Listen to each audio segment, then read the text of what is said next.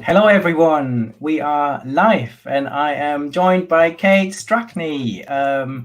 Today's topic is how we move from data to insights, and we will explore the power of visualization and data storytelling. Hi Kate. Hello, Bernard. Very interesting to be on the other side of a LinkedIn Live. I know, I have been on the other side for one of your live streams. You Yes. keep busy these days. How is life in New York at the moment? It's actually not too different for me because I actually spent about 4 years working from home. And at that point, I did have my kids at home with me. So I think it hasn't impacted me as much in terms of change of lifestyle because we were prepared to stay home anyways with the kids. But I know things have been a little crazy. I mean, people still have to wear masks, right, in stores, and my kids say they can't breathe. So I do worry a bit about September when the fall comes around and it's back to school time because they are talking about keeping the kids in masks all day, and I just don't see that happening. Yeah, very hard. I think my kids luckily are not going back to school as yet, but in September when they go back, I'm especially worried about secondary school when they have large groups of people. So let's see. So how has lockdown been for you? Lockdown's been good. I've actually been accomplishing things that have been on my list for a while. I had a lot of plans for this year where I was going to run 5 marathons in 5 different states of America. I was going to go to at least 10 conferences, somewhere local, somewhere international, somewhere just on the West Coast of the US. But all of that's been canceled or postponed or made virtual. So I've kind of been focused on the business side of things and just LinkedIn Lives, really, which I enjoy doing. Yeah, for me, I mean, LinkedIn Live has completely changed my calendar. So in the past, I was just saying in our chat before, usually I would be spending so much time on aeroplanes, traveling around the world, and today is a perfect example. I gave a keynote at Tableau Live this morning, and now we are back here, and I've got something else. I think you've got another LinkedIn Live coming up later too. Yep. In an hour and a half, I have a LinkedIn Live with Eric Weber where we're going to talk about data careers, and he's going to just give advice to people who want a career in data science, data analytics, data, anything related to data, really. Good. I'm just seeing people join. It's nice, people saying hello from all over the world, which is always nice to see. We've got people from Israel and South Africa and the US and Colombia, Italy, Bangladesh. So super excited. In terms of, why don't we start with who is Kate Strachnyi? Tell me a little bit about your background and what you've done in the past and what you do today. Yeah, absolutely. I always like to joke that I'm going to start on a cold February day in Tajikistan, where I was born, but then I fast forward. So I started out in actually risk management. So I didn't start in the data analytics field until probably about 6 years ago when I made the switch. But my initial career was all focused on regulatory compliance and risk management for large financial services companies and really helping them navigate the regulatory landscape and comply with all the regulations that were coming out. That's actually where I got my first glimpse into the issues that can be found in data analytics and in just data, because there are regulations that came out that require banks to report very granular data. And one thing we noticed, and I think everyone noticed, is that there wasn't really a golden source of data that you can pull from to get the specific level of information that the regulators were looking for. And it was just my first entry into all the systems that have to talk to each other and exactly like how complicated all that can be. But then fast forward to about 6 years ago, I had my first real experience in having to analyze data on my own. And it was when I was given a large data set and I was given Tableau, which is this data visualization software for those who are not familiar with it. And I was told to pull insights. And I was like, okay, insights, what is important? There's so many, there are hundreds of columns and thousands of rows of data. So I remember trying to analyze all of that and make sense of it. And that was my first intro into using Tableau. So I remember going to YouTube and Google, trying to figure this stuff out on my own to, impress the managers with my great visualization skills. And I think my first chart was just really, really bad. I learned everything online and took some courses on Coursera and Udemy and just really tried to learn as much as I could. And then I would post things that were complicated for me that I learned back on either LinkedIn or YouTube or just on social media. And that's kind of what started my social media, not career, but my social media presence, I guess, because some of the posts had, probably 10 comments or 5 comments, and that was already exciting for me because like, oh, look, people care about data and they're so nice and they're so helpful and engaging. And that's still true today. I think the data community is the best community out there because people are just generally so helpful and so nice. But that's basically my short story here. Very good. And is there anything in particular that inspired you to dive deeper into analytics, or was it just the fact that you needed to visualize data? Yeah, it started by accident, but then I absolutely fell in love with it because you can take a very, very complicated data set or 10 data sources and pull them all together to create a one pager that actually drives decision making. And I think that's when I truly fell in love with the field because it helps you make the unclear clear, right? Pulling insights from data is what really drove me to learn as much as I can about the space and learn all the best practices to make sure that when I share a data visualization, it was the best. And I even remember as I learned these tips, I would incorporate it into my day-to-day work. And the person I was working for at the time, he got the new report and the dashboard, and he's like, I'm not sure what you're changing, but I love it. He's like, he couldn't really pinpoint the things, like the little formatting things that you do or the use of color. And that's really what I'm mostly trying to share with the community now is those formatting and best practices tips that can make your data visualization tell a better story. Yeah, and I couldn't agree more that this how the data community. I mean, I've been part of this now for many years, and what I feel that the whole community has evolved from initially dashboards to analytics to big data to AI, and the field has never stopped. And I was just looking through the comments here. We've got your friend Scott Taylor, the data whisperer, saying hello. So it's definitely a great. Hi, Scott. Hi, a really good close-knit community, I guess. You mentioned Tableau as one of the first data visualization tools that you came in contact with. Do you have any favorites? What tools do you use today? Yeah, so I think Tableau is the tool that I use the most often. It's because that's the tool I started with 6 years ago. And when you become comfortable with something, you just tend to use it more. But I'm also brushing up on Power BI and Click, and I've also used the R and Python packages for data visualization. So those are the five tools and languages that I'm focused on right now. But Tableau is it's kind of my go-to just because I can do it almost with my eyes closed. Not my eyes closed, but with one hand. I could do it with one hand. I agree. No, it feels like they're all racing. So every year you get a slight, someone is ahead of the game slightly, and then you get someone else catching up. So I think, yeah, the top ones I'm seeing are Power BI, Tableau, and Click, and then you've got lots of, I guess, inbuilt visualizations in other tools from companies like IBM and Oracle and others.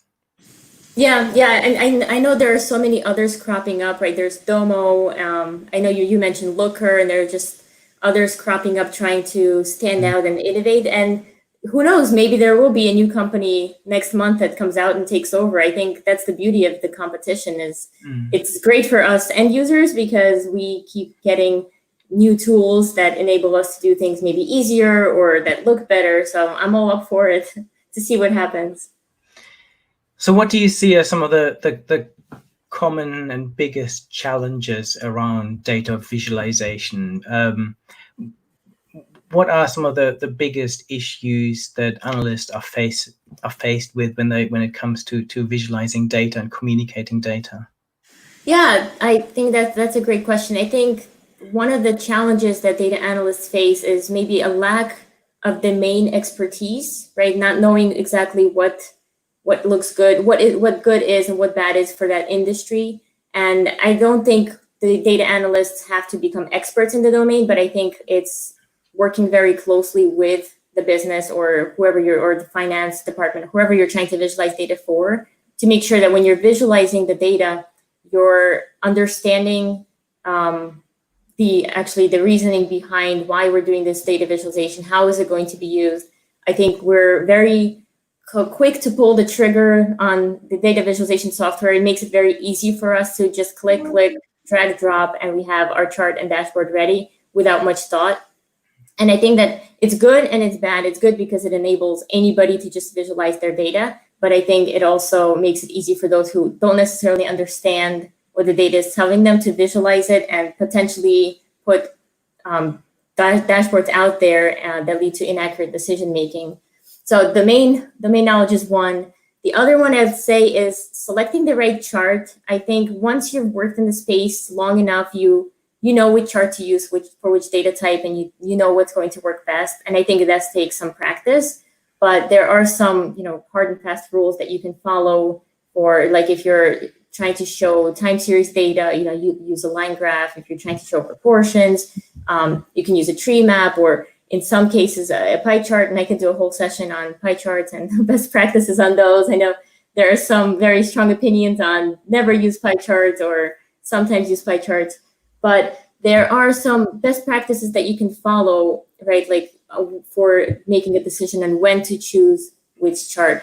The other thing is, that's the last one I'll discuss in terms of challenges, is the ease of these data visualization tools is actually making us design dashboards that might end up being too cluttered or have too many colors, because that's I guess when you double click and you create a bar chart easily in Tableau, sometimes you'll have the desire to put something on color, to have like 15 colorful bars, and then you'll add a pie chart, and it's just, you end up cluttering the view because of how easy it is to keep adding charts. So I think the challenge here is to really think what you want to visualize, and maybe use a piece of paper and pencil to begin with to decide what are the questions you want to answer, which chart you're going to use, and then go to the software to actually visualize that.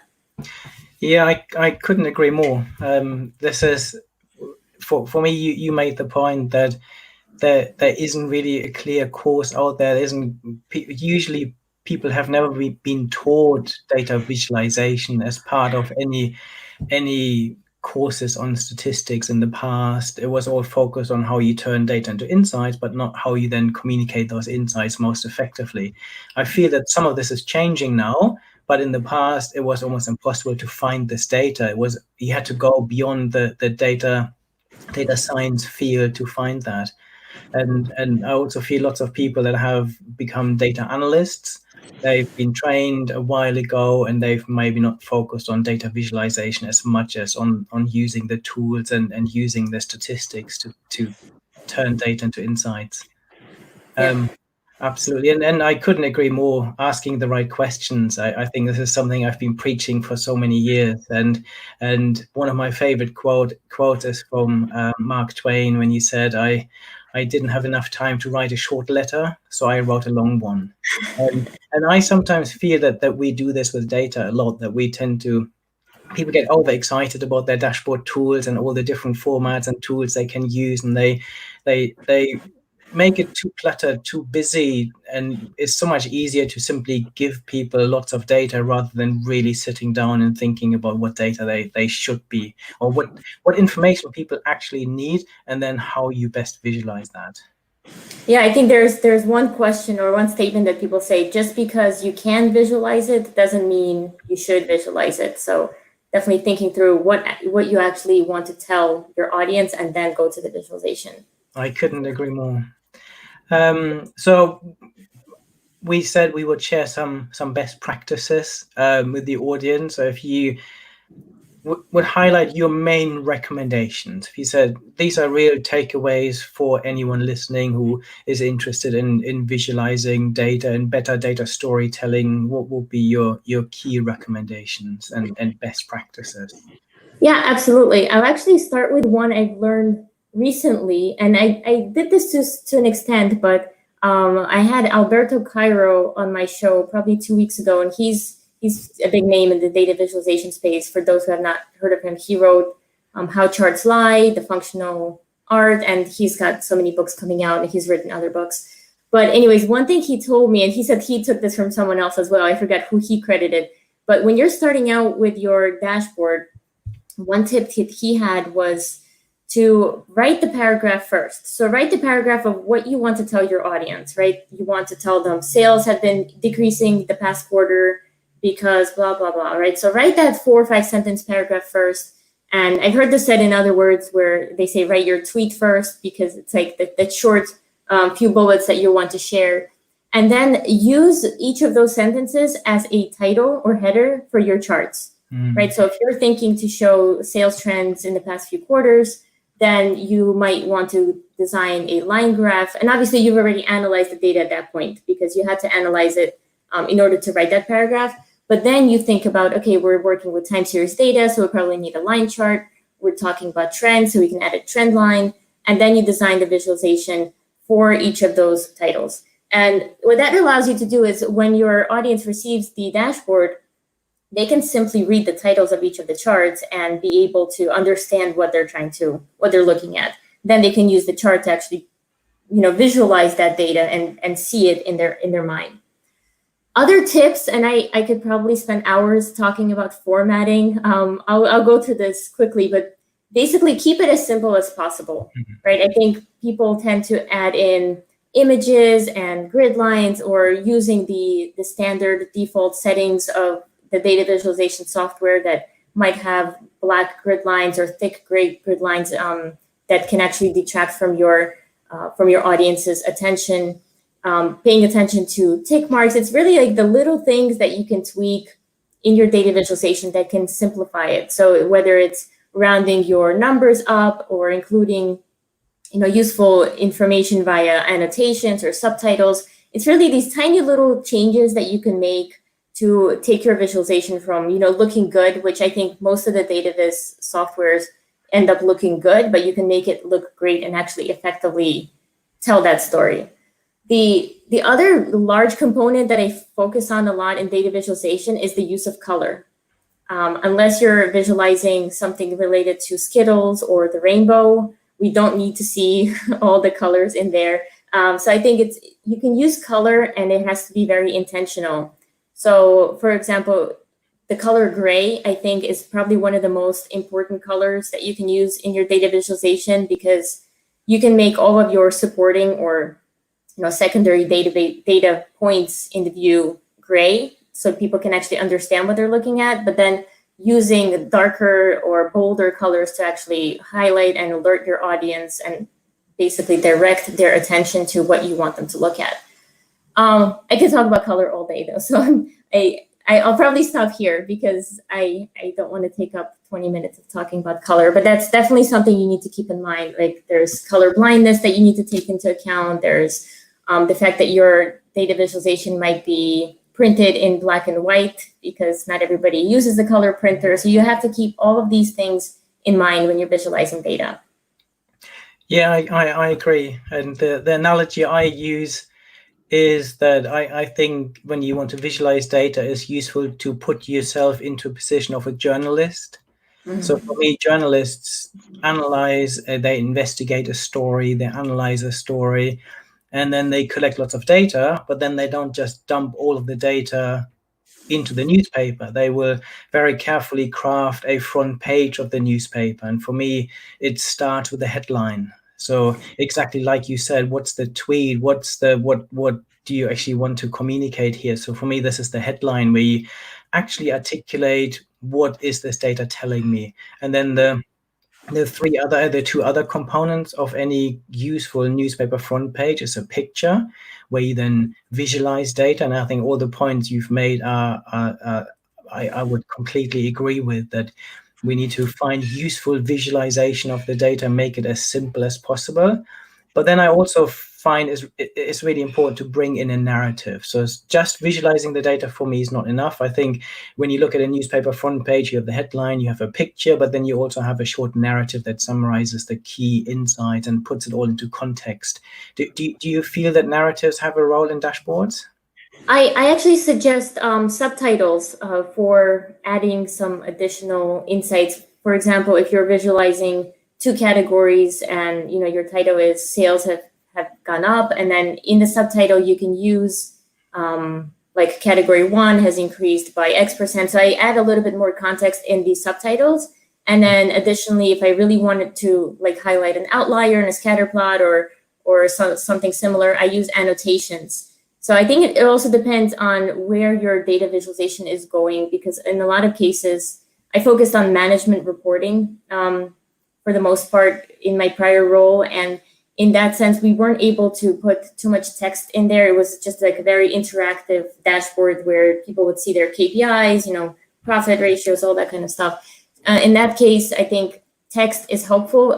But if we keep it off the screen and maybe add it when you hover over a data point, you can get more information. That's the way I would put my context and additional information there. I agree. Annotated graphs, I think, are important. Do you have any favorite graphs? Because when I work with companies, I think the one type of graph that is overused is probably pie charts. Because they are just a snapshot. There's definitely a role for them. I'm not a pie chart hater. I think if you want to show a percentage out of 100, it's a great way to visualize it. But what I find is that the one graph that is probably most underused is a line graph that shows trends. So for me, having the ability to show how things change over time, predicting things into the future, so many graphs that show you this is where we are today, this is how we compare to a target, instead of actually painting the whole picture and then having comparisons in there as well with how your competitors are doing, how benchmarks are performing. What's your view on that? Yeah, I think so. To answer your question, my favorite chart would have to be a bar chart. And I think that's because anyone can understand a bar chart very, very easily. Anyone can read it. And by anyone, I mean even 3.5-year-old, 4-year-old children, because I actually taught, I didn't teach a course in my child's kindergarten, but it was career day, and I came to talk about data visualization. And I remember we were building a chart on like a whiteboard with crayons and stuff. And they actually got it. They understood it the second I told them what we're doing. And the exercise there was about 20 kids, and I actually had Skittles, and they had to choose one color Skittles, and then we would add up, let's say 6 kids chose red or 3 kids chose yellow. The problem with that, if anyone wants to do the exercise, is a lot of kids just ate their Skittles before we got to count it. They had their hands were all colored because the candy was melting. So definitely use something else if you're going to do this experiment. But what struck me was they all understood the fact that, okay, we have 5 Skittles here, so let's draw the line up to 5. And all of them got it. It wasn't like 2 or 3 of the 20 children understood it. And the reason I tell that story is because I try to actually avoid using any of the fancier charts, like the waterfall charts or the radial charts, because it takes people time, right? It goes back to cognitive load and how long it takes somebody to understand what they're looking at. So I try to keep it as simple as possible. So I do use the line charts and the bar charts, and I have used pie charts. I think they are effective if you're using them properly, right? If you're not visualizing more than 3 or 4 slices. And I actually turn them into donuts just because I think they look a little bit nicer. And I feel like it's easier for me to view them with donuts, which simply is just a hole in the middle of a pie chart for those who are not familiar. But yeah, there are definitely best practices for using pie charts, right? Like you can use color to help differentiate the pie slices. I think it gets a lot of hate out there because there are some pie charts that are put out there that maybe don't add up to 100%, or in some cases the slices are almost identical and it's hard to tell the difference between which slice is bigger, which one is smaller. And I think we can avoid that by adding the actual percentage onto the pie chart so people don't have to do the guesswork. Yeah, and I think you're absolutely right that sometimes we need to think a little bit more about, initially you need to plan your data visualization. And I think once you've done it, it's really useful to step back from this and look at it critically and say, is this actually easy to read? Is this really helping someone to understand the message? Because it's so easy, as you said, to just click a few buttons and send this off to people. Yeah, I think it's actually even better if you have somebody else look at it, if you have Absolutely. that flexibility, because you're always going to like your own stuff or hate your own stuff, depending on how much you like yourself, I guess, how critical you are of your work. Very good. I'm just looking through the live stream here. We've got so many people on board, which is lovely to see. I've got people from Kenya, from the Canary Islands, from Brazil, from the Philippines, from Saudi Arabia. There's one question, I think. Go fast, right? Pardon? I said the questions, they go fast. I know. So we've got a question from Ania here. Can you recommend a good chart builder tool? I think we talked about this a little bit. Do you want to recap on that? Yeah, absolutely. So the charts that I build are typically made either in Tableau, Power BI, Click, R, or Python. But honestly, if you wanted to build a quick chart, you can use Excel. I think it's been underrated in the past few years with the cropping up of all these data visualization software. If it's just a one-time chart and you don't need this to be a repeatable process, I don't see why you can't use Excel. It's typically, included in all of our computers anyways, and it does make it pretty easy for you to customize. As long as you know some of the best practices of data visualization, you can format your charts in any software. Very good. We've got another question here saying Power BI or Tableau. Michael, good question. Power BI or Tableau? Yes, the answer is yes. Yeah, you can use either or. I think I always tell people, and I get this question a lot about which tool should I use and which tool do I use and why do I use Tableau so much. And I tell people that for me, Tableau is like my kitchen because I know where everything is in my kitchen, right? Every house, for the most part, has a kitchen. So I can go over to my brother's house and I know he'll have a sink and I know he has a stove and spoons and forks. And that to me is like, the formatting, the charts, selectors, and all of that, the pre-built features. So for me, it's just comfortable because I know where the spoons are, I know where the knives are, I know where to find everything. So that's why I tend to use Tableau. But I am actively learning and actually teaching Power BI and Click and R and Python as well. Yeah, and for me, it comes back to what I said earlier. I think they're all fighting for the same market, which is driving great innovation. And I think Tableau and Power BI are both excellent tools. I think they're both at the top. So I wouldn't necessarily pick one. I think whatever works with your systems and whatever you're comfortable is a good tool to use. And whatever your company has, right? Because that also factor. If your company is using Power BI, you're probably going to be using Power BI. Absolutely.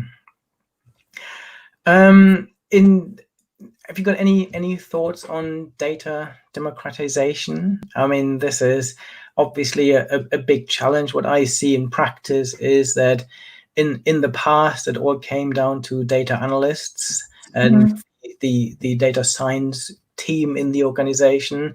Then data became more prevalent. Suddenly they got bombarded with requests to analyze data and turn this into insights. And then companies realized actually there's a real bottleneck here. The only way to get beyond this is to give everyone access to data.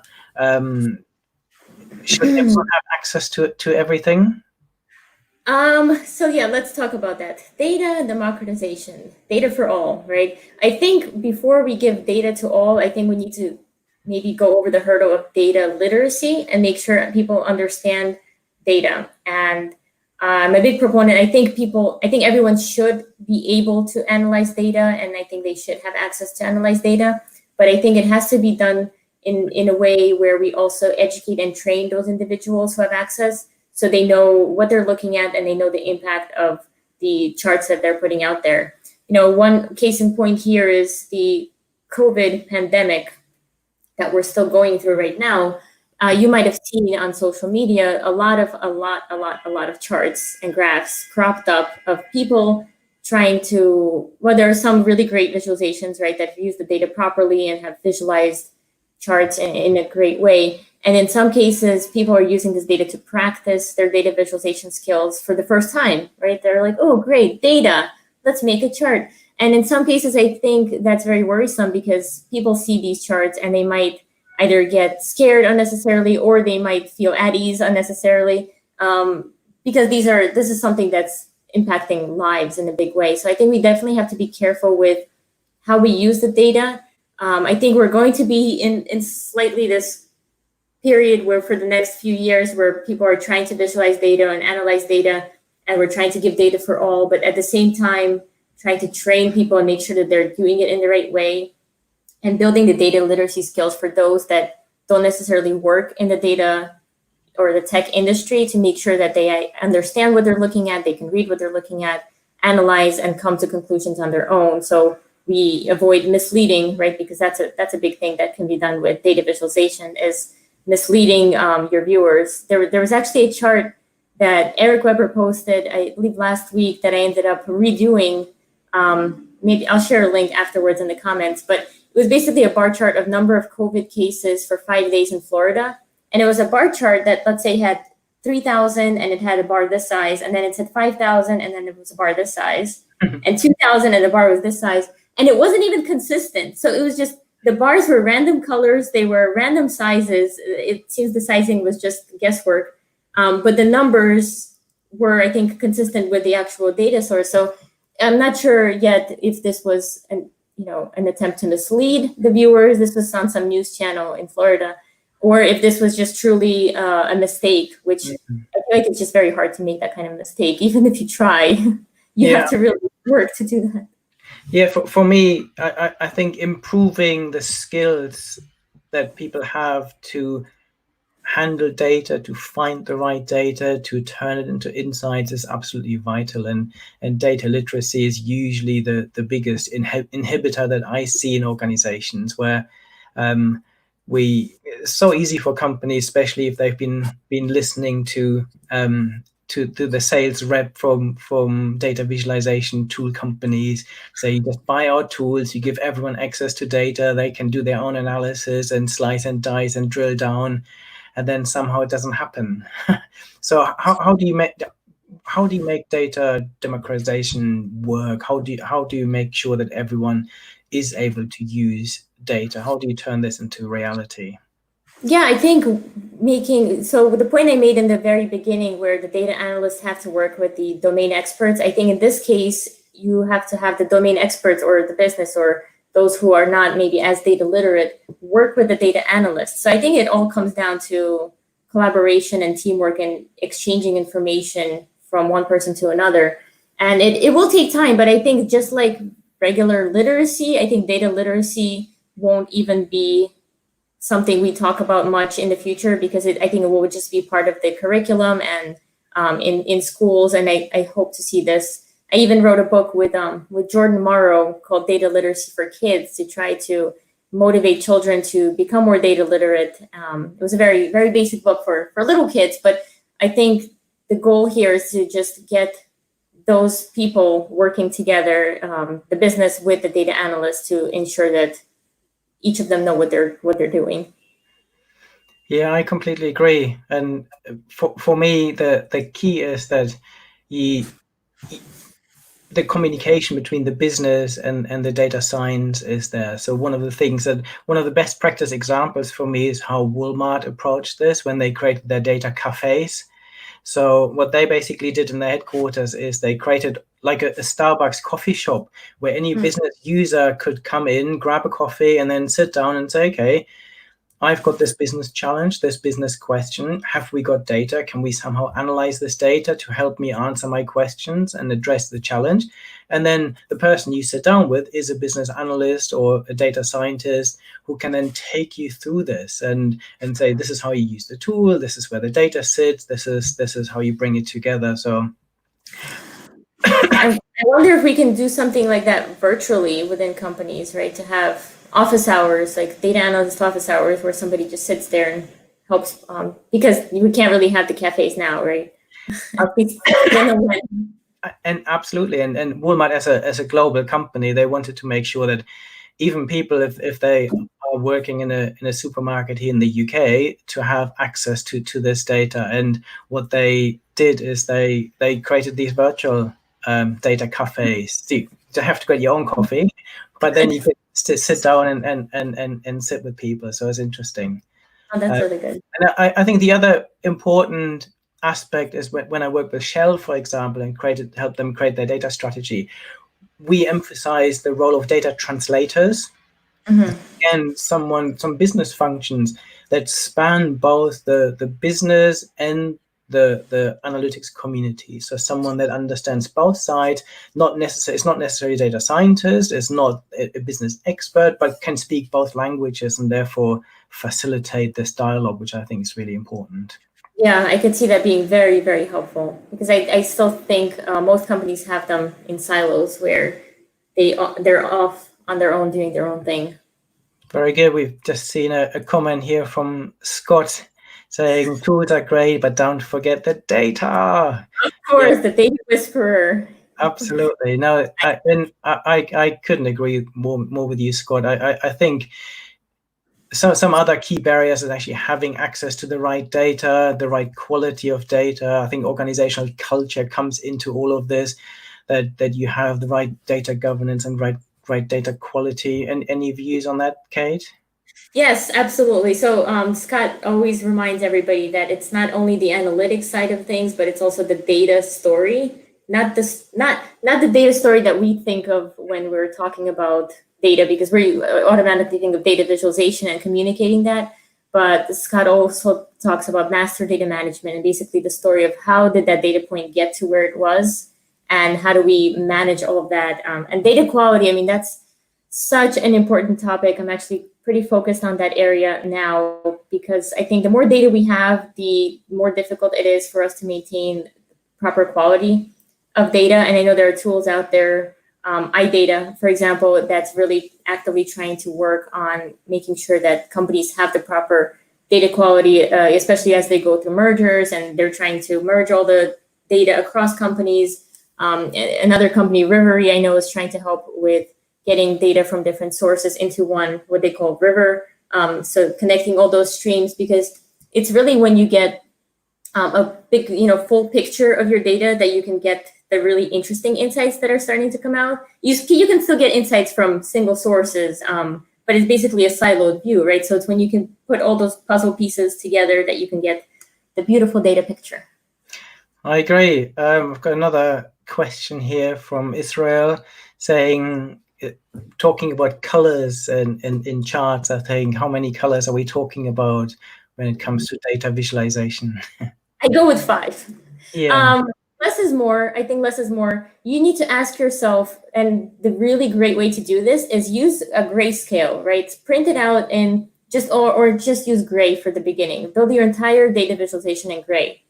And then ask yourself, are you able to get the insights that you need without color? If yes, then I think you can use one color, maybe aligned with your brand, or just the color that you're trying to see. If you're trying to evoke emotions, like there are different colors you can use for different types of messages, and go ahead and use that color. If you need to use color to differentiate between categories, then make sure that you're not looking at more than 5 categories at a time, and then use 5 very distinct colors that can be viewed by somebody who's colorblind, because I think that's like 1 in 12 men, and I forget how many women. It's a much smaller percentage of women are actually colorblind. And there are definitely ways you can test for that by uploading your image to, I forget the websites, but if you Google colorblind image, it'll basically let you see it how a colorblind person would see it.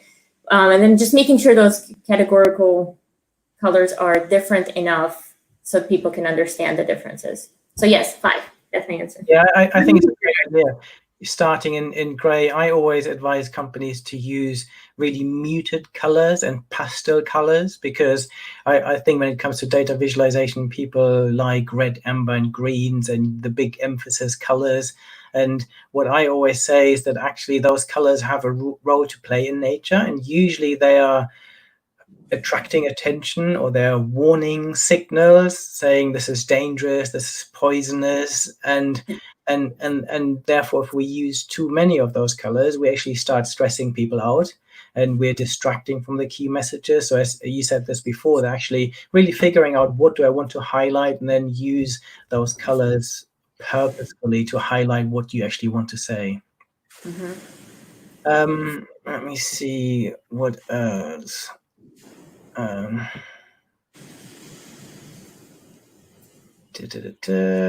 So anyone that's on the stream now, if you have any particular questions, some people are asking about the different colors, how many colors you use on traffic lights, for example. Have you got any views on that? What do you view on traffic lights anyway? The nice little red, amber, greens. I think it can. I mean, you can use it for traffic lights, right? So I think it gets confusing. Actually, the red and green, as you mentioned, they already have some basically notions in our mind. For example, red can mean that you have a loss, and green can mean you're profitable. So I think those should be used carefully. But also going back to the colorblind theories, and one way to look at it is if you put a green and red bar next to each other and upload this to a colorblind translator, you'll actually see that they look almost the same, which to me is crazy because I'm not colorblind and I can very clearly make a distinction between those two colors. But I think companies like Tableau have realized this and they move away from the red-green diverging or color schemes, and they actually recommend blue and orange, especially if you're trying to show, differences in sizes where, you had low profit versus high profit margins across time. You can use orange to signify the lower and the blues or darker blues to signify the higher values. So I think just being careful, and I don't use the traffic light colors probably ever. So that's the one chart that divides lots of people. Susan is asking, what do you think about pie charts? Susan Walsh. Hi, Susan. Thank you for joining. Pie charts. So I know this makes people hungry, and I know we touched on it already. I think the reason people might not like pie charts as much is because it can be misleading, where especially 3D pie charts. Maybe we should touch on 3D for a minute, because once you build a pie chart, a lot of times, and I think this is mostly an Excel issue because it makes it very easy for you to convert your charts into, look, 3D, now it's floating, right? And I think that's very misleading because there's actually research done that the pie slice that is directly in front of you or closer to you appears to be larger than the ones behind it.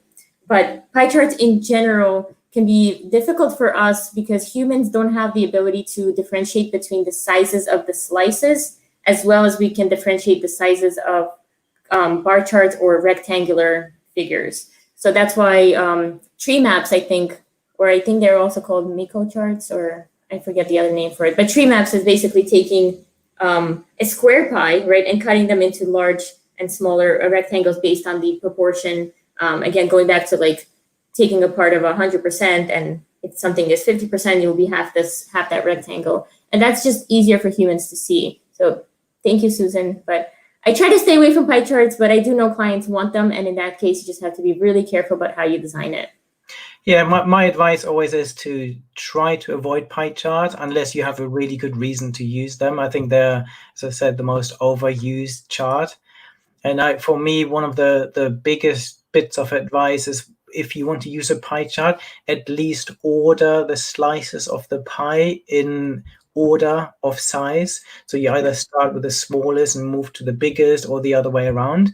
Because, as you said, it's so hard to differentiate the different sizes, and I see this so often in board reports where you have a pie chart with 27 different slices, and they're all not ordered, and there's no legend, and there's no. And they have a different color, which exactly, they all have different colors, and you spend half an hour trying to match the colors to the labels.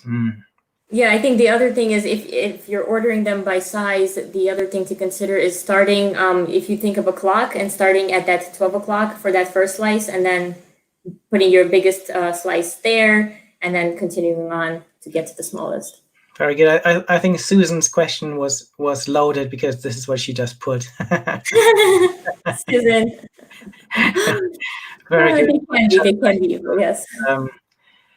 So, Kate, tell me a little bit more about your company, DATAcated Academy, and what you're doing there. Yeah, absolutely. The motivation behind starting your own academy. Yeah, it actually, so I started with Story by Data. It's like the overarching company that I started about 3-4 years ago. That's mostly a media company, and I do the humans of data science, and the LinkedIn Lives is all part of that company. But out of that was born the DATAcated Academy, which is essentially an online school focused on data visualization. It might branch out into data ethics in the next year or two, but as of now, very focused on data visualization. And the reason for starting my own academy is because I wanted control of the quality and the courses that are out there. Because I've taken so many courses that either the audio was not great, or the video quality was difficult to sit through, or the PowerPoint was not engaging. So I wanted to build something that gets the key messages across in as little time as possible and in the most engaging way as possible. So the first course I've got on there now is the Visual Best Practices course, which is actually product agnostic, because I know people and companies use very, very different tools and software, but there are visual best practices, and some of which we discussed in our session today, that apply to any of those software or programming languages, where you can make these little tweaks that can help you tell the story. The other courses that I'm actually working on now are Zero to Dashboard in 60 Minutes, and that's a working title. But I'm going to make one for Tableau, Power BI, Click, R, and Python. So I'm thinking those 5 courses will probably come out at some point in the summer or the fall. But it will basically, after you've learned the visual best practices, you can choose the tool that you are working with at your company, and then learn how to actually build a dashboard in 60 minutes. You could probably build one in 6 seconds if you really wanted to just double click really fast. But it's basically building the dashboard with the visual best practices in mind. It's a great time. It's a great time. It reminds me of one of my clients, Celebrity Cruises. They basically just changed because they wanted, when people go on cruise ships, they said they sometimes lose their first day just in checking in and administrative stuff. So they then created a new slogan and a new goal: from car to bar in 1 hour. Oh, that's very cool. That's actually my favorite part of cruising. And I actually just started cruising when I had kids, because I didn't think I can put them on a plane. We can now, but when they were babies, it was just so easy. I'm in New York, so we drive 40 minutes to the city, Manhattan, and then get on the boat, and then you're on vacation the minute you step on. So I love that. Very good. I think I need to show another question from Scott, because I think he wins the prize for the coolest question today. Okay, Scott. But he's saying, okay, so what's your favorite chart when it isn't a chart? Pie, donut, or bar? You know what? A scatter plot is really fun to work with when you've got two measures that you're trying to plot. And I think a box plot is also really, really good. Scott, what's your favorite chart? Now I need to know. Those are mine. I think Scott is referring to the things you can eat: pies, donuts, or chocolate bars. Okay, I get it. Yeah. So what's your favorite there? Oh my God. I guess, I don't know, bar. I go with bar. Yeah. Yeah, bar or donut. Yeah, donuts can be good, but yeah, bars, there's just more variety. So. Very good. Where can people find out more? I mean, we could carry on now for hours. This has been so good fun, but every good thing has to come to an end. So if people want to carry on having this discussion with you, where can they connect with you? Where can they find out more about your academy? Yeah, absolutely. So I basically live on LinkedIn, so you can find me, Kate Strachnyi, on LinkedIn. I talk about data all the time. In terms of the academy, you could just go to DATAcatedAcademy.com, and there's more information there about the course, and soon to be more courses, but for now, that visual best practices. Very good. Just before we come to an end, I think Scott and Susan are on fire today. There's another question from Susan. UK chocolate or US chocolate? Swiss chocolate. I don't know. I agree, actually. We agree there too. Swiss chocolate. Very good. Thank you so much, Kate. This was fascinating. I'm sure this wasn't the last time that we do this. So I'm looking forward to the next time. And until then, thank you very much. Absolutely. Thank you so much for having me. It's been fun being on the other side of the LinkedIn Live. Yeah, and it has been a pleasure for me. Thank you.